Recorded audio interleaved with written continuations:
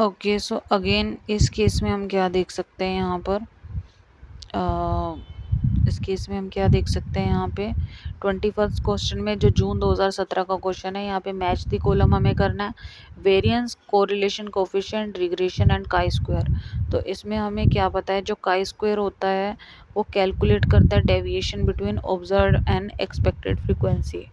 ठीक है, तो इसमें जो होगा ऑब्जर्व और एक्सपेक्टेड फ्रीक्वेंसी, मतलब डी का क्या हो जाएगा इस केस में, थर्ड हो जाएगा। तो हमें सी और डी स्टेटमेंट को कट कर देना है, क्योंकि हमारे डी का थर्ड स्टेटमेंट इसमें बिल्कुल सही है। अब कंपटीशन है ए और बी स्टेटमेंट में। इसके अलावा हम क्या जानते हैं, जो हमारा रिग्रेशन एनालिसिस होता है, ठीक है, रिग्रेशन एनालिसिस ये हमें क्या बताता है, ये हमें बताता है prediction of A value of A dependent variable based on unknown value of an associated value. ठीक है, तो मतलब ये दोनों वेरिएबल में कितना स्ट्रेंथ है, कितना वो डिपेंडेंट है एक दूसरे पे, उनके बीच में कितना एसोसिएशन है, ये बताता है।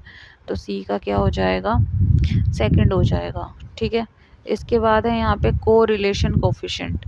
को रिलेशन कोफिशिएंट हमें क्या बताता है, कोरिलेशन कोफिशिएंट हमें क्या बताता है, ये हमें बताता है first the measurement the strength of association between two variable. Clear. और लास्ट क्या है, वेरिएंस। वेरिएंस हमें बताता है कि कितना ज़्यादा जो हमारा डाटा है वो क्या है, स्प्रेडेड है, और मतलब वो कैलकुलेटेड है। तो इस केस में हमारा जो करेक्ट आंसर होगा वो क्या हो जाएगा, बी हो जाएगा। ठीक है, क्या हो जाएगा हमारा आंसर इस केस में, ए का फोर्थ, बी का फर्स्ट, तो हमने क्या देखा, वेरिएंस का होगा फोर्थ। ठीक है, और बी का क्या हो जाएगा, फर्स्ट, सी का हो जाएगा सेकंड, एंड डी का क्या हो जाएगा, थर्ड। ठीक है, तो ये स्टेटमेंट्स इसमें क्या रहेंगी, सही रहेंगी according to this terms. Okay, so अब हम देख रहे हैं 23 क्वेश्चन। 23 क्वेश्चन में ये क्या बता रहा है कि कुछ स्टेटमेंट इंडिकेट है। फर्स्ट है काई स्क्वायर टेस्ट जो है वो एक पैरामीट्रिक टेस्ट है। ठीक है, तो ये बात बिल्कुल गलत है, काई स्क्वायर टेस्ट क्या है, नॉन पैरामीट्रिक टेस्ट है। सेकंड स्टेटमेंट क्या बोल रहा है, non parametric test assume normal distribution, तो ये बात बिल्कुल गलत है। Non parametric test normal distribution को नहीं एज्यूम करते। ठीक है, वो स्क्यूड डाटा को एज्यूम करते हैं, हम फाइंड करते हैं। उसके बाद है result can be significantly affect by outliers in the parametric test, तो ये बिल्कुल सही बात है। पैरामीट्रिक टेस्ट में जो आउटलायर्स होते हैं उनकी वजह से जो रिजल्ट होता है वो अफेक्ट होता है। ठीक है, तो हमारा इस केस में सी ऑप्शन क्या हो जाएगा, बिल्कुल करेक्ट हो जाएगा। अब हम यहाँ पे ये मैच द कॉलम इसे देख लेते हैं। इसमें क्या बता रहा है, जो बाइनोमियल डिस्ट्रीब्यूशन होता है इसमें हम क्या करते हैं, ईच ऑब्जर्वेशन रिप्रेजेंट करता है, एक आउटकम आता है, दूसरे आउटकम पे दोनों क्या इंडिपेंडेंट इवेंट होते हैं, मतलब इसमें सक्सेस और फेलियर देखा जाता है। तो ए का हो जाएगा फर्स्ट। ठीक है, उसके बाद यहाँ पे क्या है, पॉइजन डिस्ट्रीब्यूशन क्या होता है, यहाँ पे पॉइजन डिस्ट्रीब्यूशन के अकॉर्डिंग अगर हम बी को देखें तो इस स्टेटमेंट में हम क्या देखेंगे, सो पॉइजन डिस्ट्रीब्यूशन का हो जाएगा third, the probability of A given number of event happening in a fix interval of time. ठीक है, एंड नॉर्मल डिस्ट्रीब्यूशन में क्या हो जाएगा, इसका सेकंड हो जाएगा, probability that is symmetric about mean. ठीक है, ऐसी वैल्यू जो क्या है सिमेट्रिक आ रही है, किस मीन के अराउंड आ रही है। ठीक है, तो हमारा इस केस में आंसर आ जाएगा। देन हम यहाँ पे अगेन ये स्टेटमेंट्स देख सकते हैं, जो बाइनोमियल डिस्ट्रीब्यूशन है वो अगेन क्या है, आउटकम होता है सक्सेस और फेलियर का।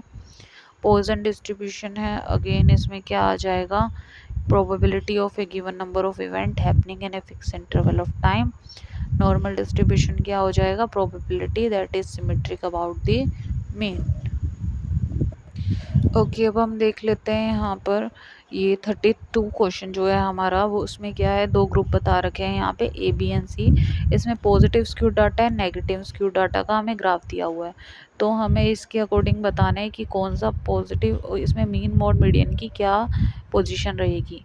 ठीक है, तो हमने क्या देखा था यहाँ पे, जो हमारा पॉजिटिव स्क्यू डाटा होगा उसकी जो टेल होगी वो किस तरफ होगी, हमें मिलेगी राइट की तरफ मिलेगी, ठीक है। और जो नेगेटिव स्क्यूड डाटा होगा उसमें जो टेल होगी वो हमें कहाँ मिलेगी, लेफ्ट की तरफ मिलेगी। मतलब जो मेन डाटा होगा वो पॉजिटिव का जो होगा वो लेफ्ट साइड में शिफ्ट होगा, और जो नेगेटिव स्क्यूड डाटा होगा उसमें जो मोस्ट ऑफ डाटा होगा वो कहाँ पर शिफ्ट होगा, हमारे राइट की तरफ, ठीक है। तो इस केस में हम देखें जो पॉजिटिव स्क्यूड डाटा होगा उसमें सबसे ज़्यादा जो वैल्यू हमें मिलेगी वो मिलेगी हमें सबसे पहले मीन की, ठीक है। उसके बाद हमें किसकी वैल्यू मिलेगी, हमारी मीडियन की, इंटरमीडिएट, और सबसे लेस जो वैल्यू मिलेगी किसकी मिलेगी, मोड की मिलेगी। क्लियर। सिमिलरली इस केस में भी हम देखेंगे जो नेगेटिव स्क्यू डाटा होगा वो बिल्कुल इसमें अपोजिट होगा।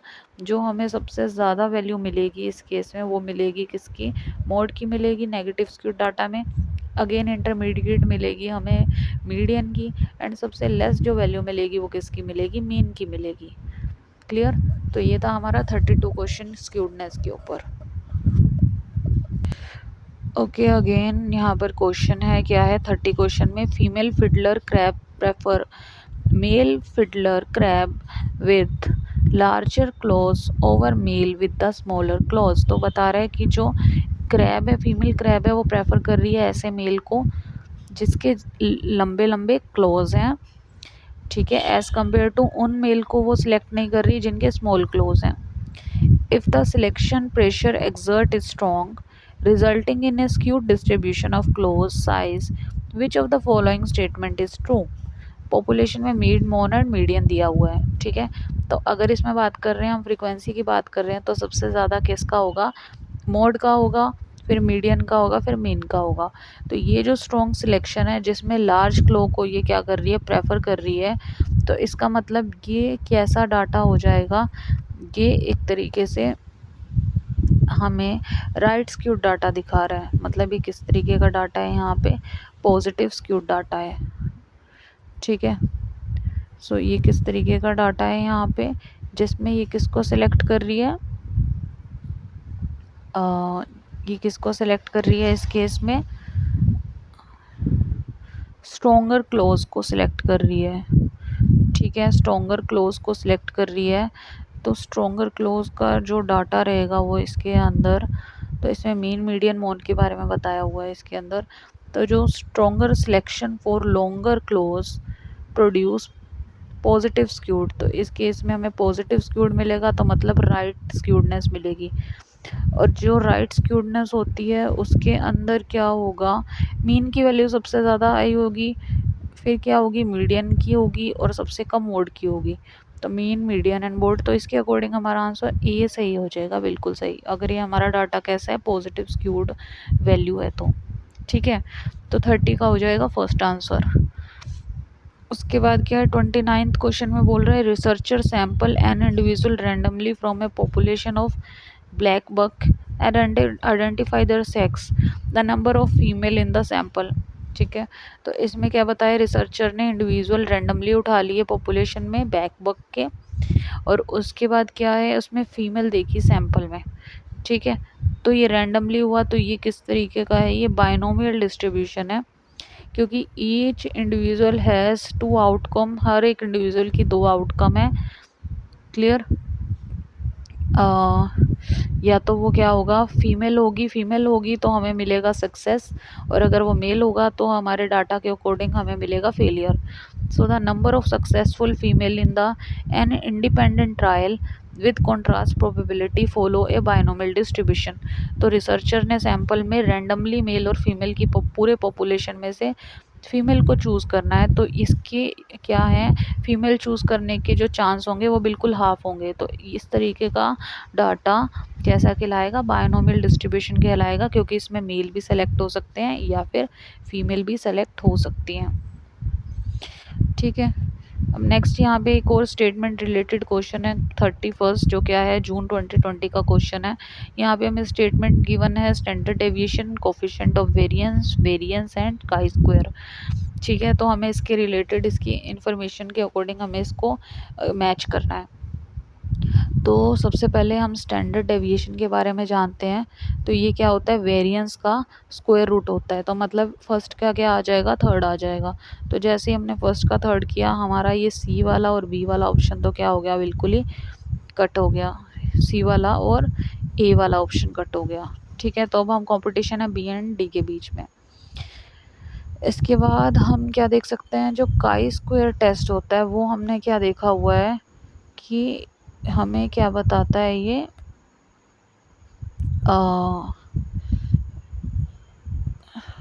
वाली स्टेटमेंट यहाँ पर जो वेरिएंस है वो क्या बताता है, गुडनेस ऑफ फिट टेस्ट है, इंडिपेंडेंट स्टडी विया काई स्क्वायर टेस्ट। मतलब जो सेकंड है, ठीक है, क्या है हमारा, थर्ड वेरिएंस है। वेरिएंस का क्या आएगा, ये टेस्ट हमें बताता है गुडनेस ऑफ फिट टेस्ट, मतलब ये थर्ड का क्या हो जाएगा, फोर्थ आ जाएगा। ठीक है, उसके बाद है काई स्क्वायर टेस्ट। इसका क्या आ जाएगा, use to make interference about population mean. ठीक है, तो जो काई स्क्वायर टेस्ट है वो क्या बता रहा है हमें, इंटरफेरेंस बता रहा है अबाउट पॉपुलेशन मीन के बारे में बता रहा है। तो काई स्क्वायर टेस्ट का फोर्थ का हो जाएगा सेकंड। ठीक है, और लास्ट रह गया हमारा क्या, कोफिशिएंट ऑफ वेरिएंस। तो ये क्या बता रहा है, वेरिएबिलिटी के बता रहा है हमें, पॉपुलेशन में कितनी वेरिएबिलिटी है। ठीक है, सो स्टैंडर्ड डेविएशन का आ जाएगा थर्ड, क्योंकि ये square root of population variance होता है। उसके बाद क्या है हमारा, कोफिशिएंट ऑफ वेरिएंस का आएगा फर्स्ट, ये relative variability of given population बता रहा है। वेरिएंस का आ जाएगा टेस्ट करने का hypothesis, goodness of fit test independent study के केस में। और काई स्क्वायर टेस्ट हमें क्या बता रहा है, interference about the population mean. ठीक है, तो ये हमारा मैच द कॉलम यहाँ पर क्या हो गया, हमने डील कर लिया। अब जो हम यहाँ पे नेक्स्ट क्वेश्चन देख रहे हैं, ये भी एक स्टेटमेंट बेस्ड क्वेश्चन है, इसको हम देख लेते हैं। तो यहाँ पे हमें बताना है कि कौन सी स्टेटमेंट क्या है, इनकरेक्ट है। ठीक है, इनकरेक्ट बताना है। तो इसमें पहला ऑप्शन ये है, a outlier can be defined as a value in a data set that lie more than 3 standard deviation from a mean. ठीक है, तो जो ए स्टेटमेंट है वो क्या है, इनकरेक्ट है, because an outlier is usually defined as a value more than 2 और 2.5 standard deviation from the mean. तो क्वेश्चन में क्या बोल रहा है कि जो आउटलेयर होता है डाटा में, उसके पास क्या होती है, मोर than 3 standard deviation from the mean. कितनी स्टैंडर्ड डेविएशन कितनी ज़्यादा है, 3 से ज़्यादा है। बट ऐसा नहीं होता, आउटलायर में कितनी स्टैंडर्ड डेविएशन ज़्यादा होती है मीन से, 2 से 2.5 होती है। तो ये 3 नहीं होती, तो एक हो जाएगा गलत। बी क्या कह रहा है, measure of central tendency and dispersion are independent of presence of outlier in the data. तो बी क्या हो जाएगा, बिल्कुल गलत स्टेटमेंट है, क्योंकि हमें पता है ये जो मीन होती है सेंट्रल टेंडेंसी, वो आउटलायर से अफेक्ट होती है। देन है सी, यहाँ पे सी क्या हो जाएगा, standard deviation is measure of dispersion. तो बिल्कुल सही स्टेटमेंट है। ठीक है, एंड डी क्या कह रहा है, mean median and mode are not measure of central tendency. तो बिल्कुल गलत है। हम जानते हैं ये क्या होती हैं, सेंट्रल टेंडेंसी की मेजरमेंट की टर्म्स होती हैं। तो इस केस में हमारा ए, बी एंड हमारा D, A B and D question हमारा क्या हो जाएगा, गलत हो जाएगा। ठीक है, तो ऑप्शन कॉम्बिनेशन के हिसाब से हम ए एंड बी को सेलेक्ट कर लेंगे। ठीक है, अब हम देख लेते हैं हमारा लास्ट जो हमारा नेक्स्ट क्वेश्चन है। इसमें हम क्या कर रहे हैं, अगेन मैच कर रहे हैं। मैच में देखो, स्ट्रेटिफाइड सैम्पलिंग के बिहाफ पे systematic sampling, opportunity sampling and cluster sampling. ठीक है, तो हमें पता है स्ट्रेटिफाइड सैम्पलिंग की जो डेफिनेशन है वो क्या है, पॉपुलेशन को हम डिवाइड कर देंगे ग्रुप में, सब ग्रुप में, और सैंपल को ग्रुप में, क्लस्टर्स में, एलिमेंट को सिलेक्ट करेंगे ग्रुप ऑफ क्लस्टर में।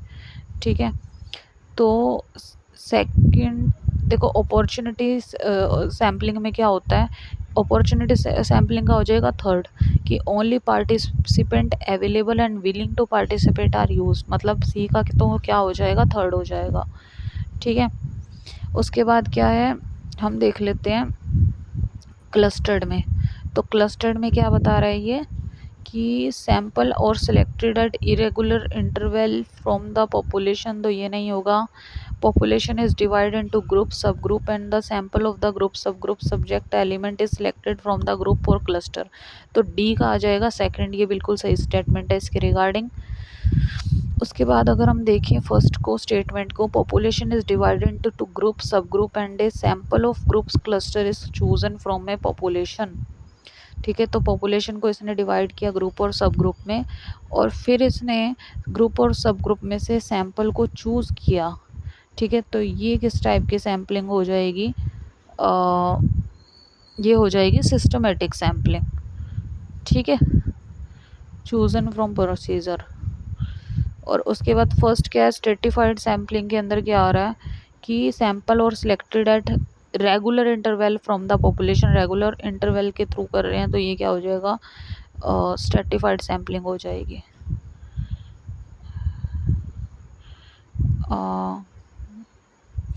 ठीक है, तो इस तरीके से हम इस कंक्लूजन तक पहुंच गए। ए का क्या हो गया इस केस में, ए का हो गया फोर्थ।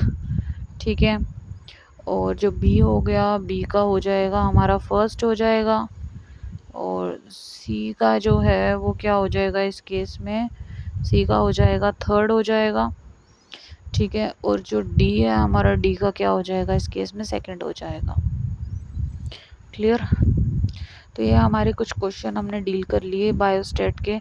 इसके अलावा जो पेंडिंग क्वेश्चन है वो हम नेक्स्ट क्लास में क्या करेंगे, उन्हें डील करेंगे। ठीक है, सो आई होप आपको ये क्वेश्चन से बायोस्टेट के काफ़ी हद तक क्वेश्चंस का आइडिया लग गया होगा कि नेट पॉइंट ऑफ व्यू से किस टाइप के क्वेश्चन ज़रूरी हैं करने। ठीक है, सो आपको अगर ये वीडियो हेल्पफुल लगता है तो इसे लाइक करें, सब्सक्राइब करें एंड शेयर करें।